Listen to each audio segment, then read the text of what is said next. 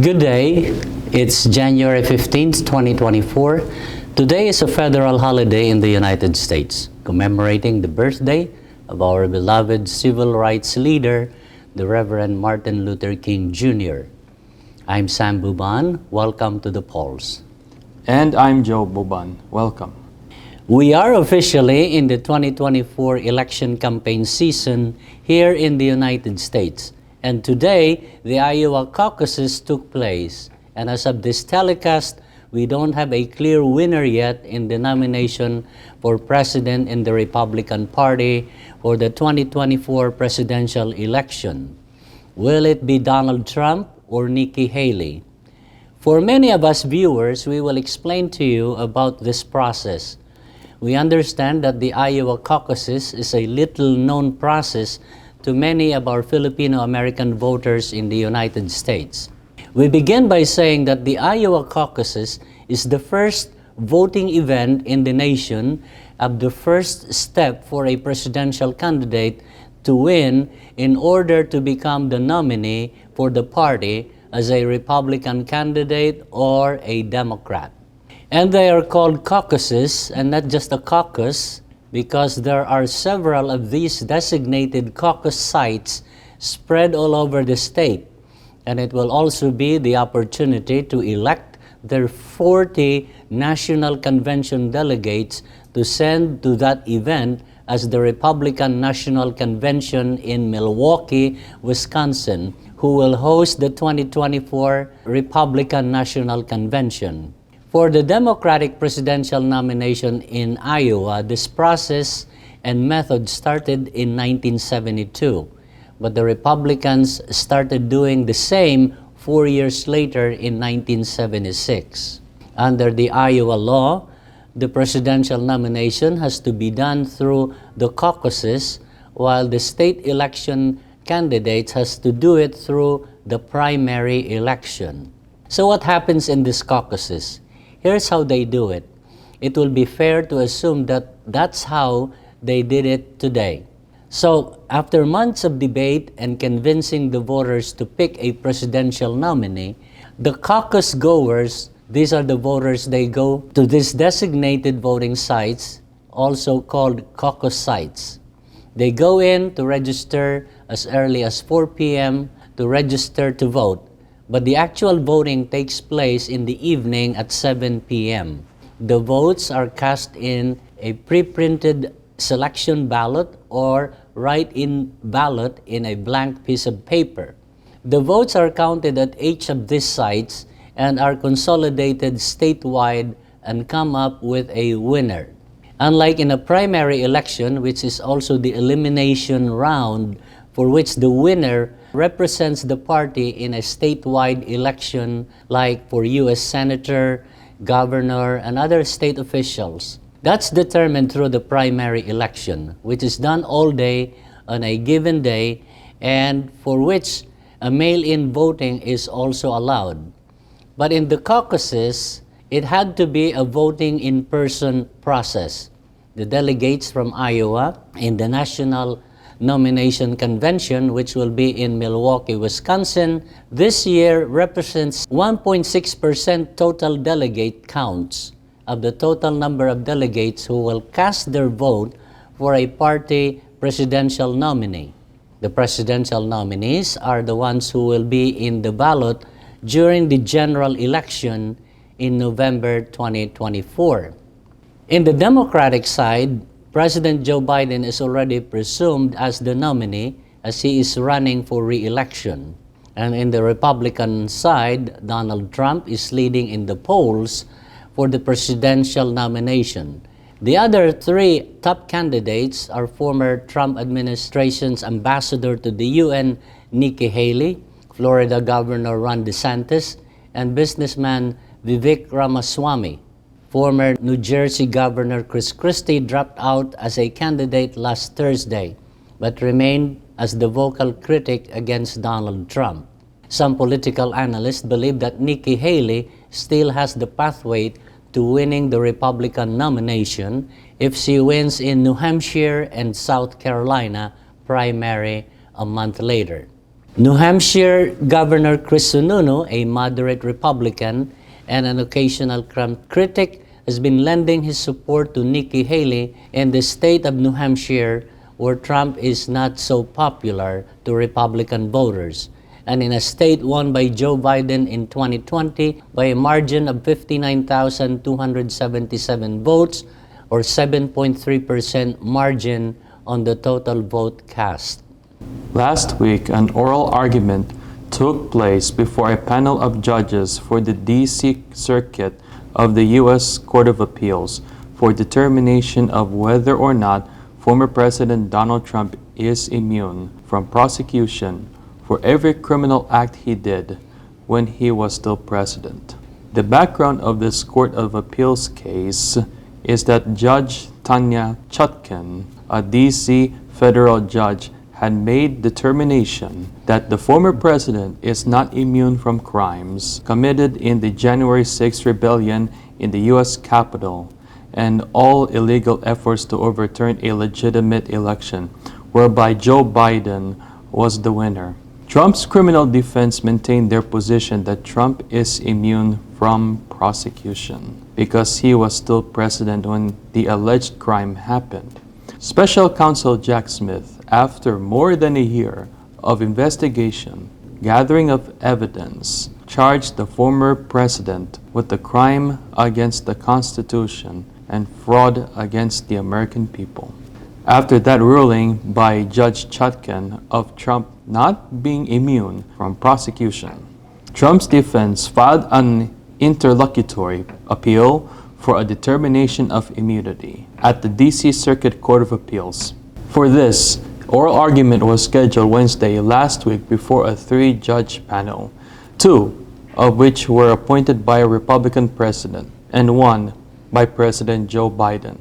But it appears that the argument by Trump's lawyers, led by John Sauer, did not go well for Trump. The judges grilled him on his argument that any crime the president commit, as long as he was not convicted by the Senate in an impeachment, cannot be prosecuted. Here is an interaction during the questioning by the judge and lawyer John Sauer, and the analysis from Ben Meiselas and Michael Popak of the Midas Touch Network. Watch and listen to this.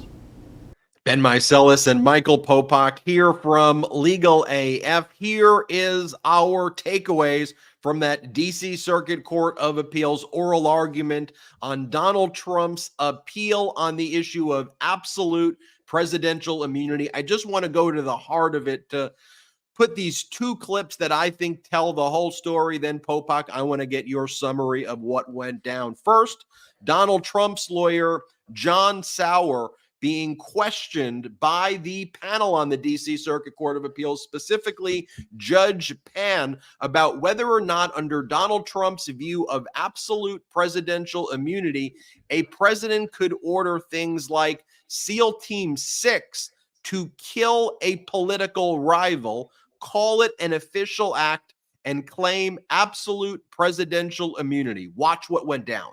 Order SEAL Team 6 to assassinate a political rival. That's an official act in order to SEAL Team 6? He would have to be and would speedily be, impeached and convicted before the criminal prosecution. What if he weren't? There would be no criminal prosecution, no criminal liability for that? Chief Justice's opinion in Marbury against Madison and our constitutional tradition and the plain language of the impeachment judgment clause all clearly presuppose that what the founders were concerned about was not. I asked you a yes or no question. Could a president who ordered SEAL Team 6 to assassinate a political rival who was not impeached, would he be subject to criminal prosecution?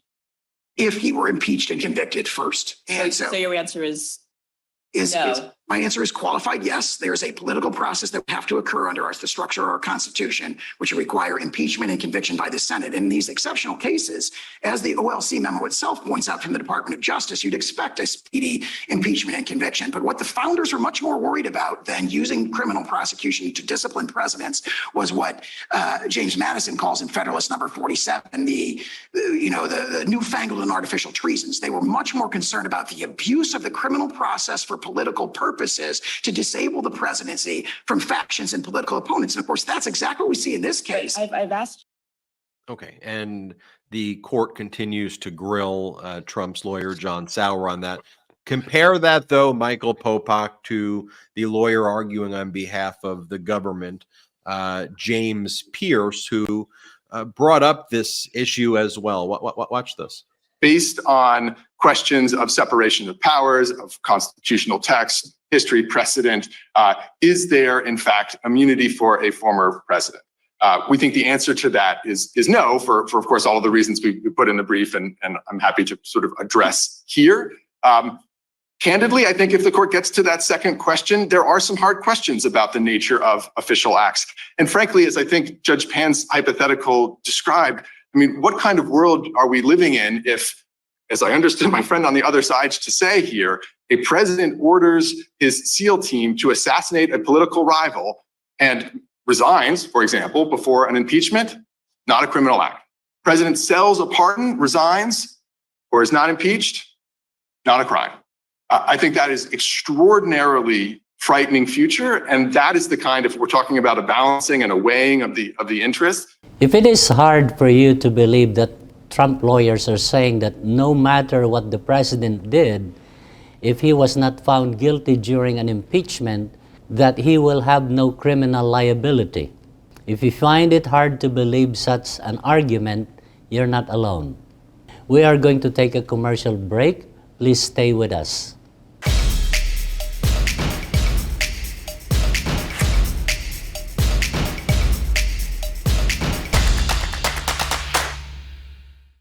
Pure Medical Equipment provides top-notch quality medical supply equipment. Whether to rent or buy, Pure Medical Equipment and Supplies has it all. Pure Medical Equipment is committed to serve and give back to Southern Nevada. We deliver medical supplies and rentals to your door.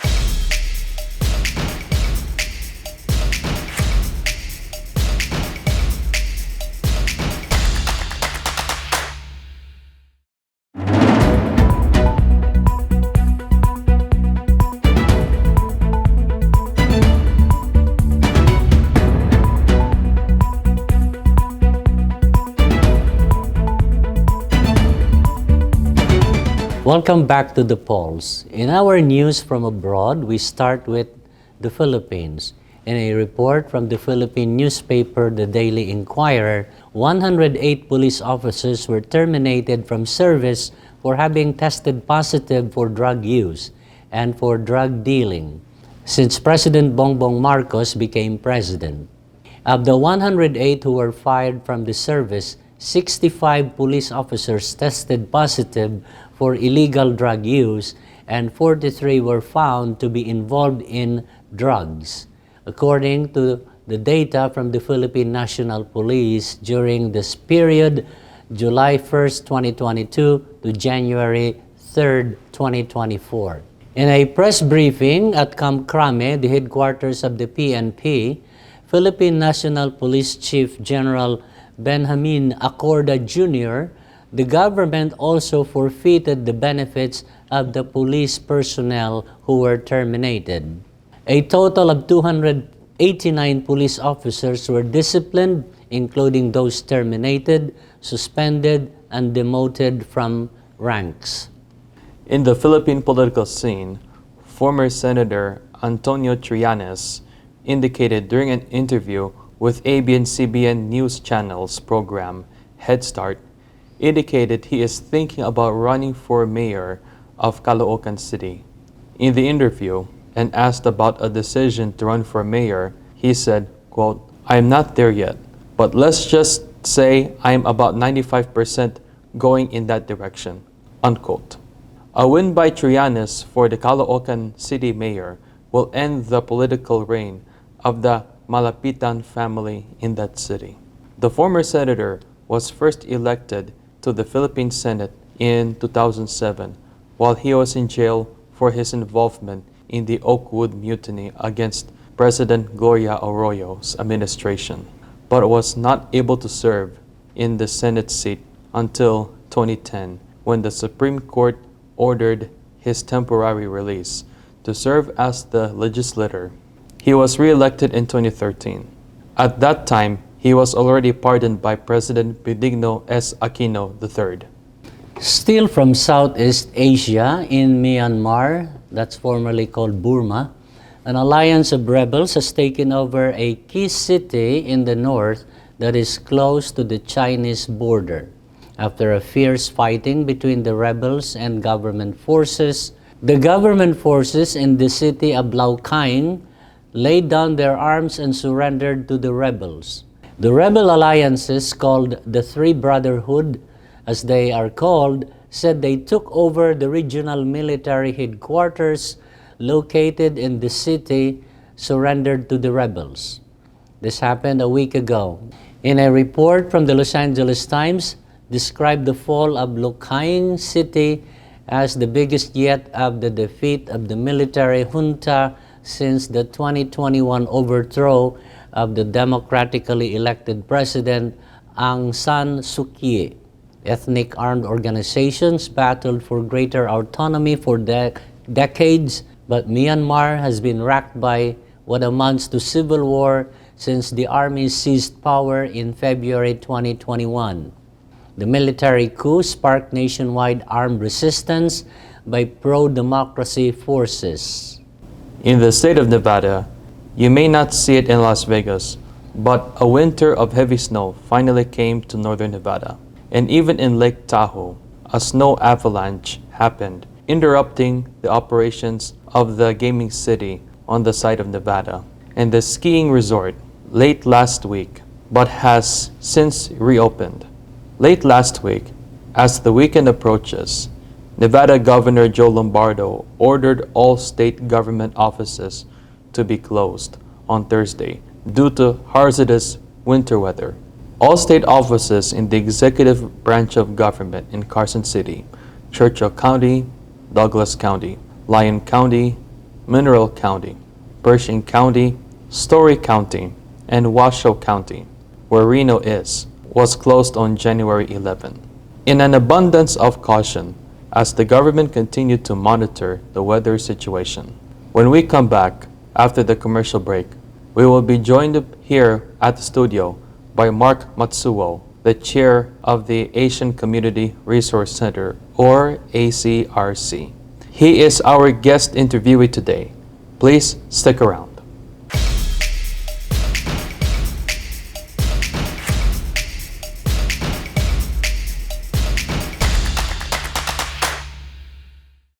Pure Medical Equipment provides top-notch quality medical supply equipment. Whether to rent or buy, Pure Medical Equipment and Supplies has it all. Pure Medical Equipment is committed to serve and give back to Southern Nevada. We deliver medical supplies and rentals to your door.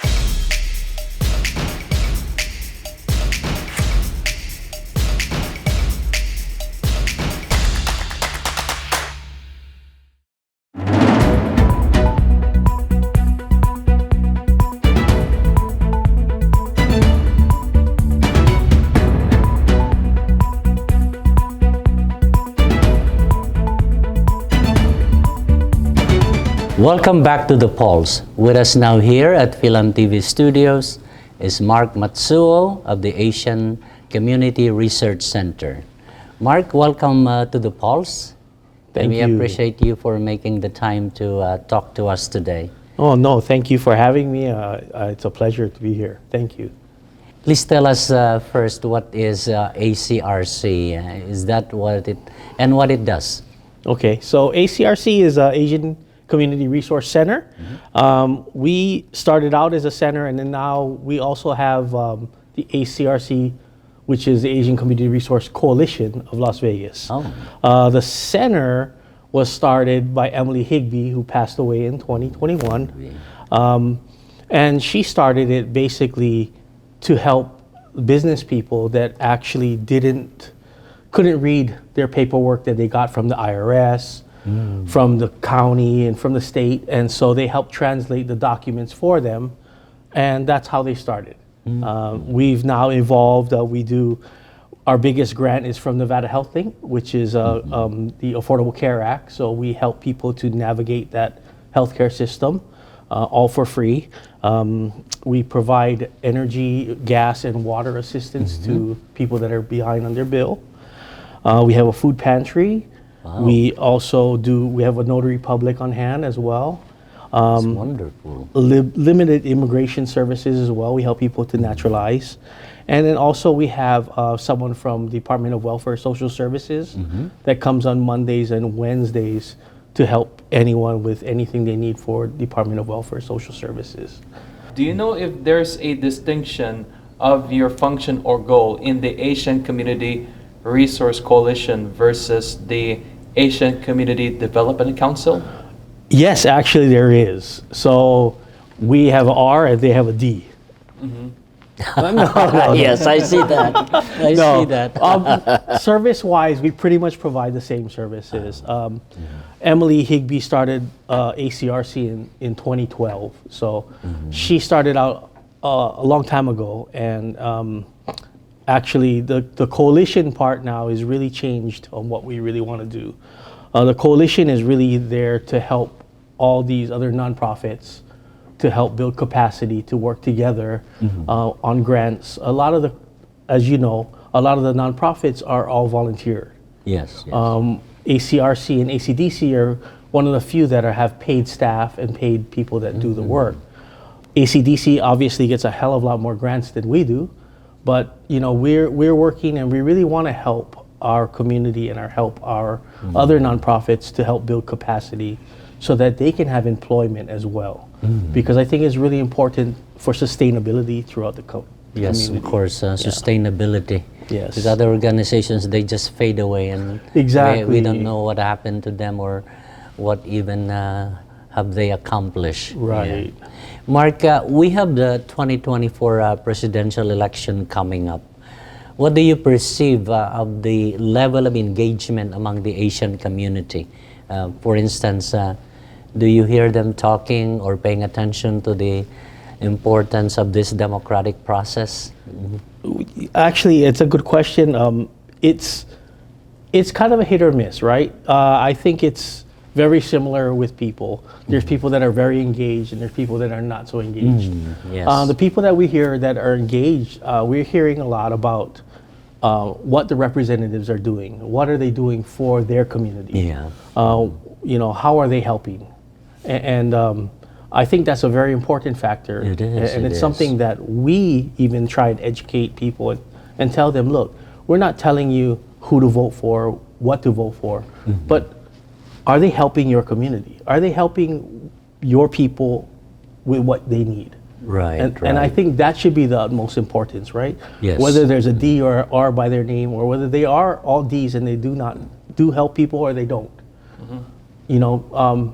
I tell people you need to vote and educate yourself on this, because if they're not going to help you, you have that power to vote them out. That's correct, yeah. Right. So that's pretty much the chatter that we hear, not so much. Yeah. Do you have any ballpark estimate of how many Asians are registered voters in the Clark County? Actually, I do. I actually have some numbers here. Oh, Yeah, so there actually are 215,000 eligible AAPI voters. wow. 10.4% of the AAPI share of electoral in the state. Oh, There's a total population of 389,090. 213% of the AAPI population growth since 2000, the year 2000. So there's 46% more AAPI population growth since 2010. And so there's quite a few voters here in Clark County. I believe it's 13% in Clark County alone for AAPI voters. wow. So we can really turn that number and change the number. Absolutely. Absolutely. So how does ACRC get its funding to accomplish its purpose? So basically all of our funding is grant-based. Grants, We are now working on other initiatives to try and help us be more sustainable as well. And the reason why is, the grant can only go on for so long. Yes, right? yes, And before indeed. it ends, and what happens when it ends. It's kind of similar to when Emily was alive. When she passed away, we had 10 staff members. And if the way I looked at it, Emily and I were talking, and if nobody took over, 10 people would be out of jobs. And you know, we really had talked about how we wanted to really build the AAPI, the coalition, and Yes. ACRC, and move forward. And so I'm trying to take her vision and work on that, and put in my little twist to it, and move this forward. That's good that you know, you had to step in. You know, Yes. there's continuity Yes. of the center and its purpose. Thank you for what you do, Mark. Well, thank you. Well, friends, we are out of time for today's show. Please join us again next time here at The Pulse. I'm Sam Buban, thanking you for watching. And I'm Joe Buban. God bless your week.